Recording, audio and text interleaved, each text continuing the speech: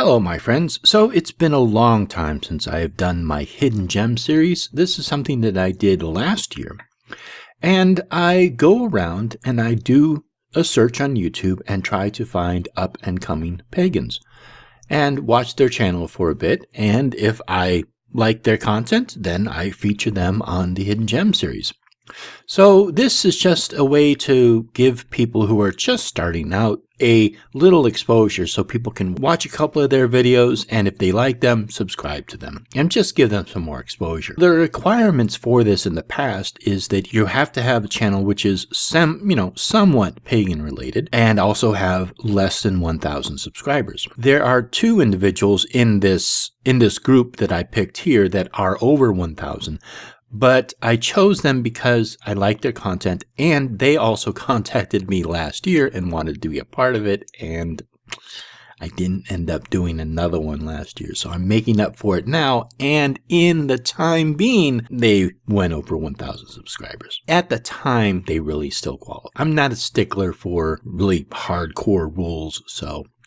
Anyhow, please enjoy. There is a link below time-stamped with each person's name and a link to their channel so you can go and check out more of them.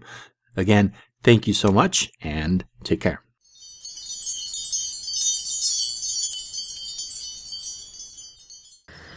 I have a new radio show that's coming out soon. We're in the middle of recording at the moment.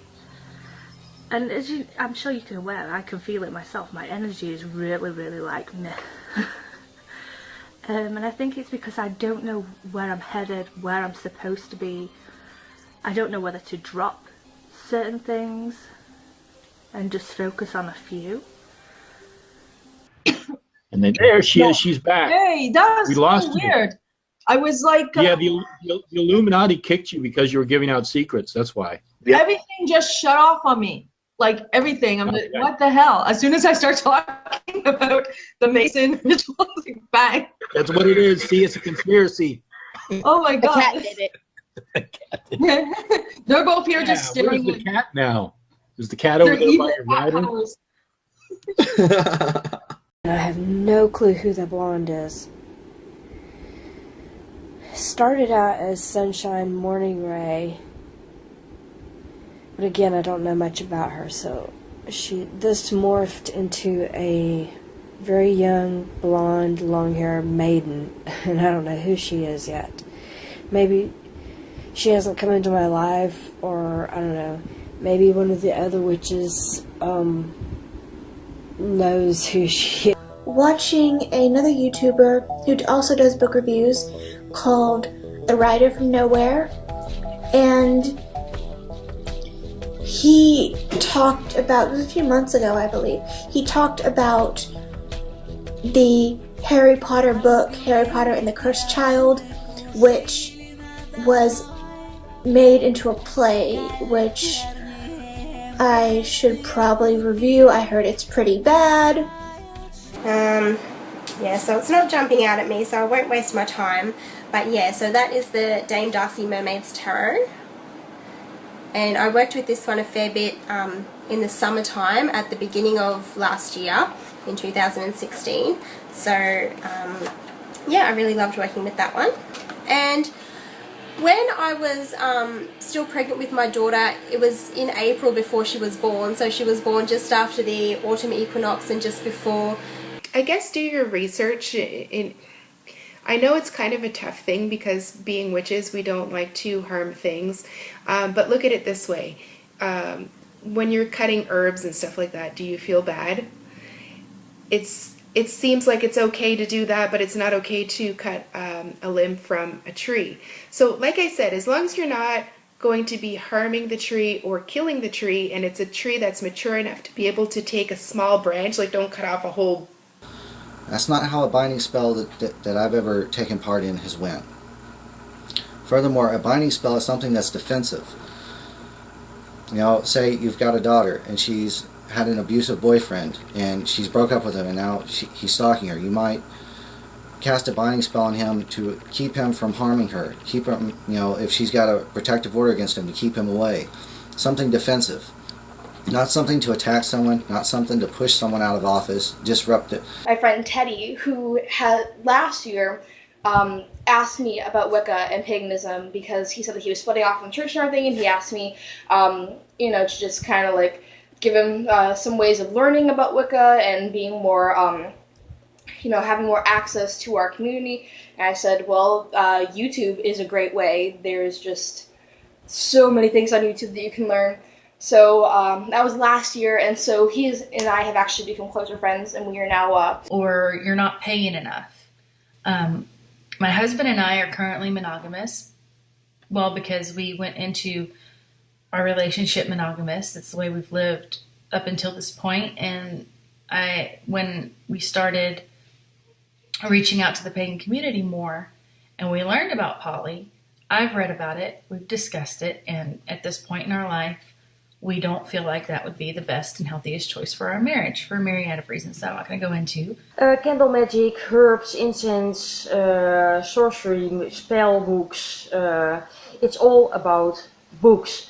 And of course, books are very useful and they can be fun. And I was a huge fan of reading because I think 15 years ago I read at least one book a day.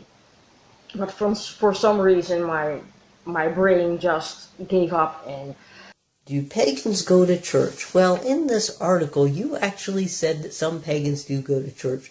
So this question is a perfectly fine question, by the way.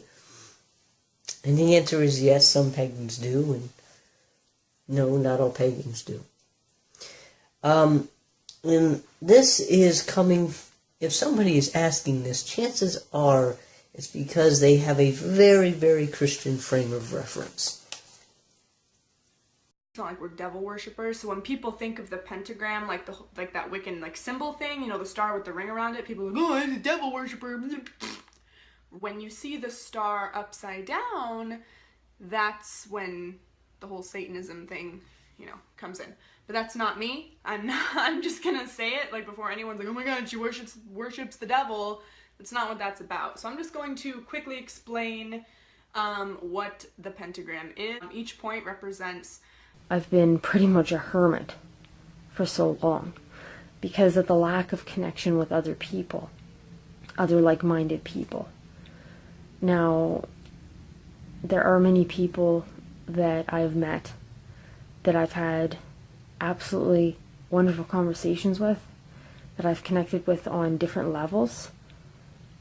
But it's just tough. It really is, because that was really wonderful and gathered a lot of nice people, and we had kind of a proto-nest of the CAW there. But Morning Glory was always very drawn to witchcraft, and so she and I, indulged our interests. I learned a great deal from her. She's a good teacher. So I guess I was exposed to the wider pagan community first through them, and it was a wonderful one-on-one kind of teaching as well, which is, I think, the best. I base what I choose to focus on or not focus on how I'm feeling that day, and mantras sometimes work in place of something else. As for affirmations, that is definitely not a part of my practice. Initially, I wouldn't do them because I thought it was just too silly, not anything I could take seriously, that there was just no way I could say affirmations and not. I think I even just wrote an article about, stop making things worse for yourself. You have control over your mindset and your mood. Sometimes it takes some real mental, emotional weightlifting, but I really believe that you can do it. And here I am, 5 days in, and I'm like, ugh, I can't get out of this, man. What the fuck? And I have found that there's often of the light in a way, Yule comes and the god is reborn, and he's building up strength, and you can feel it, and then you have Ostara, and after Ostara the days get longer, and then you have Beltane, and it's like bam in your face. I hope this makes sense to someone other than me. So yeah, it really is a time for me to charge myself. And then I will show you a demonstration. So, first and foremost, a pendulum is basically made up of the top or bottom, kind of depending which way you look at it, is a crystal. It doesn't really matter. I've seen some that are made out of amethyst, jade, anything really. Personally, I like using quartz. That's what I have here. If you wish to follow my Coven group on Facebook, just search up Earth Coven, request to join, and someone will add you. One of the admins will add you. If you are amply knowledged in the craft, your feedback and information would be greatly appreciated to be shared. Okay, here's the challenge. Are there any stores near you that you buy stuff at for the craft? This can mean the Star of Venus. It can mean the union of man and woman, or the union of the god and goddess. Venus as in the goddess power, or earth, air, fire, water, and spirit together. And there's Cernunnos up close, the Celtic corn god. And there's the green man.